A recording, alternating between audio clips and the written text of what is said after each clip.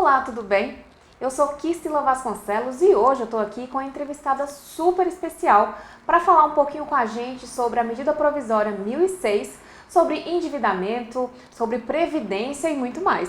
Tudo bem, Patrícia? Tudo bom, Clícia? Obrigada pelo convite. Obrigada ao Sindijus por essa oportunidade de a gente trazer conhecimentos, esclarecimentos para os nossos associados do Sindijus. Perfeito. E a primeira grande dúvida dos filiados é que recentemente foi aprovada a MP 1006, que, entre outras coisas, aumenta a margem do crédito consignado de 35% para 40%, com 5% para a utilização em cartão de crédito. Não é isso mesmo, Patrícia? Quais foram as mudanças com essa MP? Sim, é isso mesmo. Algumas coisas nós podemos ponderar para os nossos associados com relação a essa medida provisória. Essa medida provisória ela veio com o intuito de trazer uma folga, uma melhor organização, né, para os nossos associados, para os nossos servidores, né, públicos, né, que encaixaram nessa medida provisória, para eles poderem realmente organizar suas finanças. E quando a gente fala em organizar as finanças, não é simplesmente a gente pensar que a gente vai deixar 4 meses sem pagar, né? Não pode ser esse o objetivo. Com relação a isso, uma das coisas que tem que ficar muito claro é o seguinte: imagina um servidor que já tinha o empréstimo, né? Então ele tem que entender que ele não vai ter uma suspensão, ele não vai ficar 4 meses, ele não vai poder ir lá no banco, então no órgão e falar assim: olha, durante 4 meses vocês não me cobram essa prestação. Por exemplo, imagina que ele está lá com uma prestação de R$500. Não é isso, ele não vai ficar 4 meses sem pagar e daqui 4 meses ele volta a pagar os R$500 novamente, como se essas 4 parcelas fossem para o final do contrato. Não. O que ele vai fazer? O banco ele vai quitar aquele endividamento que ele tem, aquele empréstimo que ele já tem, né? E ele vai pegar e vai fazer uma nova taxa de juros com ele e vai fazer um novo financiamento. É como se fosse um refinanciamento. Ou então também aquele servidor que não tinha nenhum endividamento, mas ele se enrolou com cartão de crédito ou com cheque especial, alguma coisa assim, e ele quer aproveitar e quer usar essa margem de 35%, né, para a parte do endividamento. Então, ele vai negociar novas taxas. E o que é essa carência? É justamente começar contratar o empréstimo hoje. E esse empréstimo vai demorar 4 meses, quer dizer, ele vai ter 120 dias para pagar a primeira parcela. O que é o mais importante quando a pessoa vai fazer o empréstimo, né? A pessoa, claro, gente, se ela agora, por exemplo, ela se enrolou na pandemia, ela teve que socorrer familiares que ficaram desempregados, nós temos várias situações, né? Às vezes teve um problema de uma doença, quer dizer, a pessoa teve um problema que justifica ela necessitar aumentar essa margem para adequar. De repente ela estava com um empréstimo de uma parcela de 700 e teve algum problema e a de 700 está pesada, então ela quer aproveitar que aumentou a margem, cair para uma parcela de R$500. Isso aí é tudo muito certo. Só que o mais importante para o servidor público fazer é olhar o seu orçamento. Patrícia, com relação à carência de 120 dias, como é que o servidor consegue essa carência? É direto na instituição? É direto no banco? Como é que funciona isso? Uma boa pergunta, que inclusive gerou algumas confusões quando saiu essa medida provisória. Os servidores achavam que bastava ir no seu pagamento, né, na sua legislação de pessoal, conforme cada órgão funciona, mandar um e-mail pedindo para suspender, né? Primeiro, não é uma suspensão, é uma carência. E como é uma carência, é uma negociação primeiramente com o banco. E falando de endividamento, os servidores têm que ter muito cuidado agora com esse aumento de 5%, né? Com certeza. Porque o aumento acarreta também parcelas também maiores, e como você mesmo falou, com juros maiores. Quais são os cuidados que os servidores devem ter a partir de agora? Sim. Quando eu atendo servidores endividados, essas pessoas, a gente tem no endividamento, a gente tem no consignado, no empréstimo, um auxílio para trocar os juros mais caros por juros mais baratos. Então é aquela situação da pessoa, ela se enrolou no cheque especial, ela está com o cartão de crédito, ela está pagando o rotativo do cartão de crédito, ela está devendo para umas financeiras mais caras, né? Então é claro, se você está numa situação dessa, pegar esse prazo, usar dessa carência, pegar taxas mais baratas, já que o consignado aumentou, porque a pessoa foi para taxas mais caras porque o consignado dela acabou, a margem dos 30% tinha acabado. Então é claro que é muito melhor ela trocar esses juros mais caros e pegar consignados. Mas não é só ir lá pegar consignado, existe o outro lado, que é a decisão. Eu decido não ser mais endividado. Eu decido que isso não está fazendo bem para mim. Porque eu sempre brinco muito com o servidor público, né? Quando a gente dá palestra, coisa assim, fala assim, o servidor público, quando ele estudou, né, ele gastou tantas horas de estudo. Gente, quem passou em concurso público nos últimos 10 anos para cá, né? Não estou desmerecendo os colegas mais antigos, mas assim, é muito difícil hoje passar no concurso público. Você realmente abre mão da tua vida pessoal, da tua família, do teu lazer, de tudo que é importante para você por aquele tempo de 2, 3 anos estudando. Aí, de repente, o servidor, quer dizer, até ontem ele era estudante. Aí ele toma posse. Aí ele pega aquele danado daquele contra-cheque e acha que aquele contra-cheque é o poder. E sai fazendo empréstimo, tudo ao mesmo tempo. Eu falo assim, gente, se você teve um planejamento de estudo, vamos fazer agora um planejamento de realização de sonhos. Não precisa fazer tudo ao mesmo tempo. Você não precisa do dia para a noite comprar roupas mais caras, viajar para Paris, colocar seus filhos na escola particular, mudar de uma casa alugada para um apartamento de 3 quartos com gesso, com sanca, com armário planejado. Quer dizer, você não precisa fazer tudo isso. Você não precisa fazer tudo com tanta velocidade. Porque, gente, a nossa categoria... A gente tem um contra-cheque que todo mês, principalmente nós que somos servidores federais, a gente nunca teve um calote do Estado de não pagar o salário, como já aconteceu em alguns estados, que já o salário veio menor, o 13º atrasa. A gente não tem essa história no Serviço Público Federal. A gente tem aquele contra-cheque, a gente sabe a evolução, a gente sabe que todo mês vai cair. Então, quer dizer, vamos fazer do orçamento uma arma pra gente, vamos ter o orçamento. E a dica maior do orçamento, a maior dica é... Nós não somos anotadores de despesa, não basta você pegar o teu salário, por exemplo, eu ganho 10 mil, aí eu, paguei o aluguel, coloco o aluguel, paguei a escola, paguei a funcionária, paguei o jardineiro, fui no salão. Não, isso é anotar despesa, isso você não tem gerência nenhuma. Nós temos que saber, se eu ganho 10 mil, quais são os meus valores? O que é importante para mim? Então, o importante para mim é morar aqui. Eu prefiro morar bem, mas não viajar. Ou não, para mim viagem é algo importante, então viagem tem que fazer parte do teu orçamento, não é chegar no final do ano e ir lá pegar um consignado para viajar. Porque inclusive no outro ano você vai querer viajar de novo e você não terminou de pagar, quer dizer, normalmente os consignados duram 60 meses, quer dizer, todo ano você vai fazer, quer dizer, em 5 anos você está com 5 consignados de viagem, quer dizer, não tem como. Eu quero planejar meu futuro, eu quero me aposentar bem. A conta aposentadoria tem que entrar no teu orçamento. Não adianta você ter 50 anos para falar assim, agora eu quero fazer. Não, porque daí o teu desembolso vai ser muito grande para aquela conta e não deu tempo. Então, o orçamento é exatamente isso. É você, antes de começar o mês, você anota o que são valores para você e fala assim, bom, poxa, mas eu anotei tudo aqui e está faltando dinheiro. De duas, uma. Ou você vai ter que ajustar, né, cortar, substituir, tipo assim, eu queria morar em tal lugar, com 4 quartos. Não, agora você vai para um de 2, um de 3. Ou então eu quero colocar meu filho no balé, no inglês, na natação, no violão e na escola particular. Não dá para fazer tudo isso. Qual que é agora a prioridade? Então vai colocar o que realmente é o mais importante, o que dá para fazer, desde que você não se endivide. Porque a gente tem vontade de fazer tudo. Só que o tudo, com o tempo, nos leva ao endividamento. E olha, esses anos todos, são mais de 12 anos atendendo pessoas endividadas. Todo mundo que se endividou por causa do consumo descontrolado, por fazer tudo ao mesmo tempo, sem planejamento, por não saber falar não para algumas coisas, ou para não elencar os seus valores, o que é importante para a pessoa fala assim, não valeu a pena. O teu orçamento do mês é a tua fotografia. E o teu orçamento anual, sabe aquela foto que a gente tira comprida panorâmica? Quando a gente junta várias fotinhos? É muito importante para o servidor público ele fazer essa panorâmica. Por quê? Quando ele vai pegar um empréstimo, quando ele vai fazer essas coisas, às vezes naquele mês que ele está pegando, ele fala assim, uma parcela de R$500 é tranquilo. Só que no outro mês vai vir o quê? Vai vir a manutenção do carro, vai vir a renovação do seguro, vai vir a época de renovar o dentista, de ir no dentista, vai chegar no final do ano que é viajar, quer dizer, não basta eu olhar se nesse mês aquele orçamento, aquela parcela do consignado encaixa, do empréstimo. Você tem que olhar se ela encaixa durante 60 meses, durante 96 meses. Porque o endividamento, ele é de muito tempo. O orçamento, ele é a ferramenta. Para, inclusive, quem vai renegociar agora, vai usar essa carência, olhar, eu vou ficar 4 meses, mais confortável, né? Uma falsa segurança. Mas será que depois, aquele monte de parcela, vai caber no meu orçamento durante todo o período das parcelas? Isso é muito importante o servidor analisar. Patrícia, outra dúvida bastante comum é que em relação às mudanças da reforma da Previdência. Sim. Eu sei que várias mudanças daí imputaram talvez uma mudança também de hábito dos servidores. E como é que funciona? O que é que eles devem fazer, principalmente as mulheres, né? Porque as mulheres, o que é que elas devem fazer para se enquadrarem nesse padrão agora diferenciado da reforma da Previdência, nas novas regras? Clícia, esse assunto se tornou minha paixão nesses últimos anos, né? Desde que antes da reforma da Previdência, né, com a emenda constitucional 103, que foi em 2019, nós já tivemos uma mudança significativa no serviço público, que foi a Lei 12.618 de 2012, que foi a mudança na acumulação para aposentadoria, que foi quando implantou no Serviço Público Federal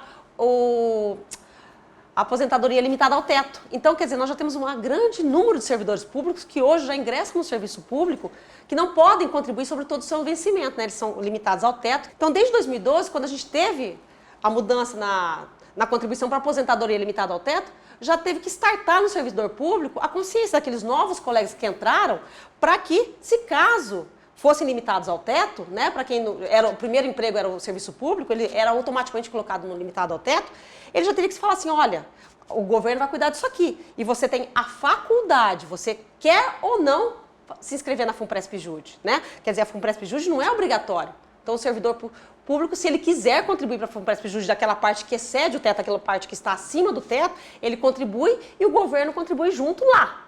Se o servidor falar assim, não, eu não quero contribuir acima do teto, eu quero cuidar da minha vida sozinha, ele tem que pensar exatamente isso. Essa foi a nossa primeira grande mudança, que tanto os servidores que já são limitados ao teto, quanto os servidores que não eram limitados ao teto, sofreram igual. Por quê?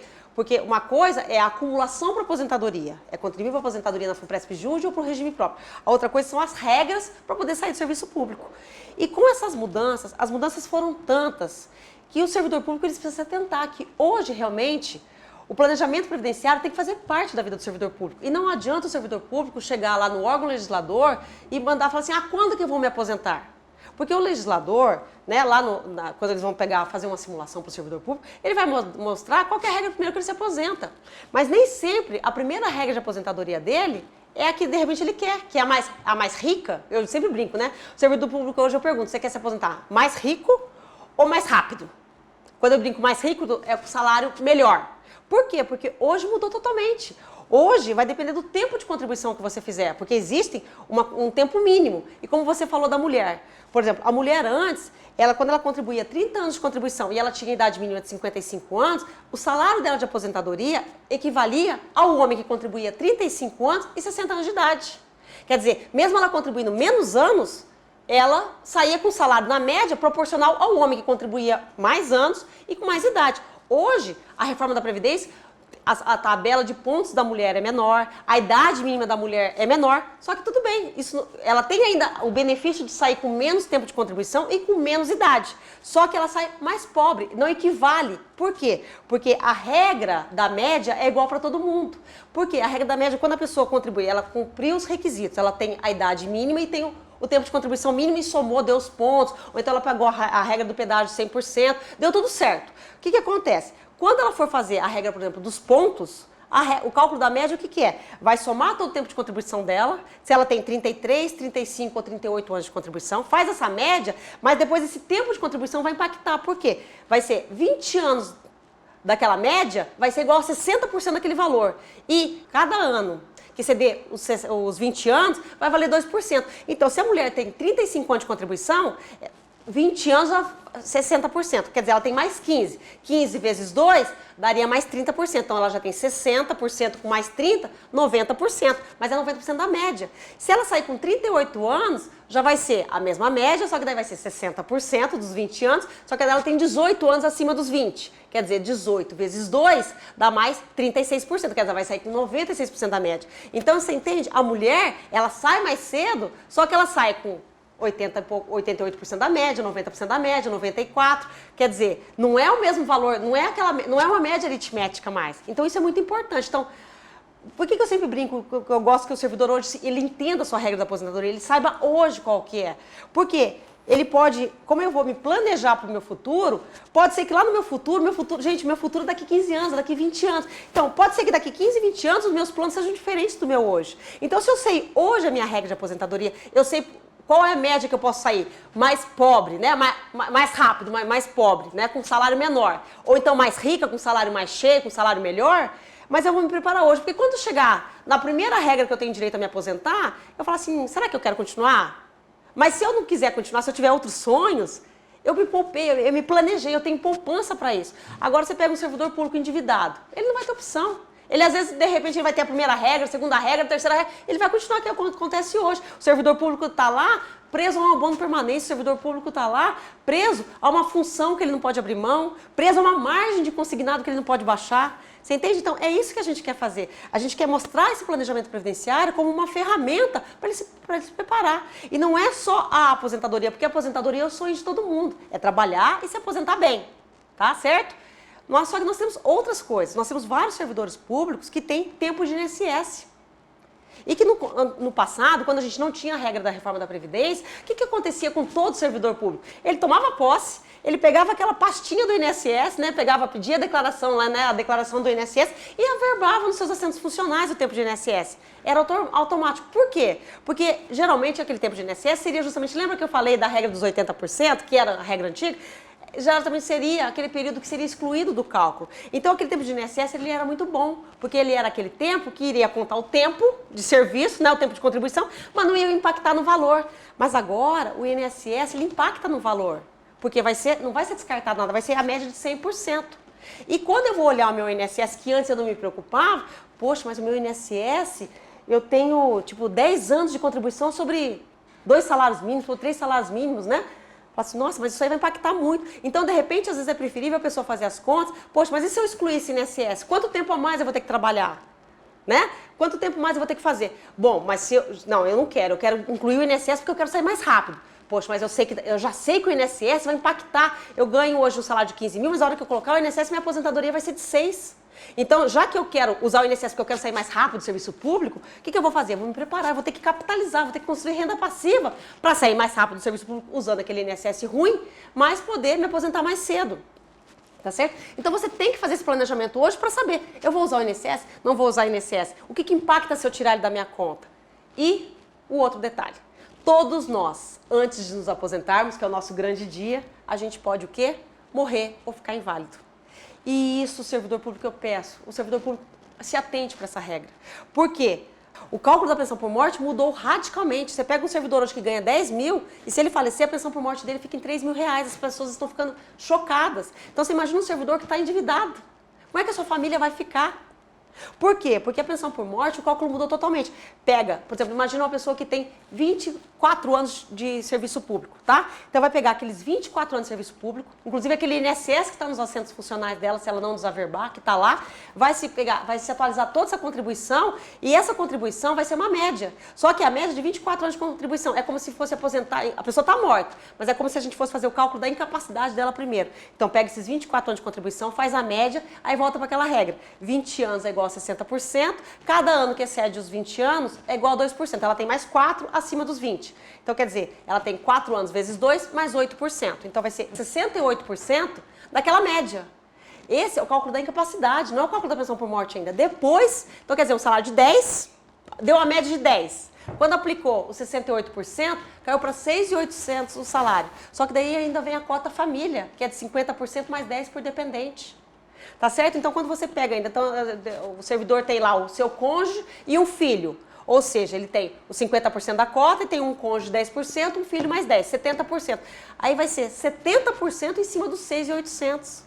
Você entende? Então, aqui estamos sem calculadora aqui, né? Mas aí vocês fazem a conta aí e vejam, gente, é muito pequeno. Aí você pega uma pessoa que não tem poupança, que não tem investimento, né? Que não está se prevendo. Como é que, se ele falecer, como é que fica a família? Por isso que a gente está até falando, de repente, do servidor público que não tem ainda uma grande reserva acumulada, que não tem bens, que não tem investimento, para ele se preocupar, de repente, no seu orçamento, encaixar um seguro de vida. Porque hoje, realmente, nós falecermos, principalmente se nós formos os que mais ganhamos na casa, né, a maior renda familiar, é muito importante pensar em deixar a família segura, tá certo? Então, assim, foram muitas mudanças, né? A reforma da Previdência mudou. Como a gente vai passar a ter planejamento previdenciário, não tem como você ter planejamento previdenciário, você analisar suas regras, ir para casa e falar assim, agora tudo bem. Não, você vai ter que tomar uma iniciativa, você vai ter que tomar atitudes. E atitudes são de não ter dívidas, atitude é de poupar e investir, porque você pode morrer e a tua família tem que ficar segura. Atitude é você pensar na tua aposentadoria, no caso, quando o cônjuge, né? Vai ficar, quando um dos dois falecer, não vai ficar aquela situação, aquele padrão de vida que os dois têm, tá certo? Então são várias ações que a gente tem que ter que nos incentivam a realmente falar para o servidor, por favor, vamos cuidar das nossas finanças, vamos ter educação financeira e vamos ter planejamento previdenciário de longo prazo. Perfeito. Muito obrigada, Patrícia Pérez, foi excelente sua explanação. E quem tiver outras dúvidas sobre dívidas, sobre MP 1006 e sobre reforma da Previdência, as mudanças previdenciárias, pode entrar em contato com a gente ou diretamente no canal da Patrícia no YouTube. É Finanças com Patrícia. Está disponível no YouTube, também no Instagram e Facebook, correto, Patrícia? Se você tiver outras dúvidas, outros questionamentos, mande para ela ou mande para a gente. Vai ser um prazer receber as dúvidas de vocês. Um abraço, até mais!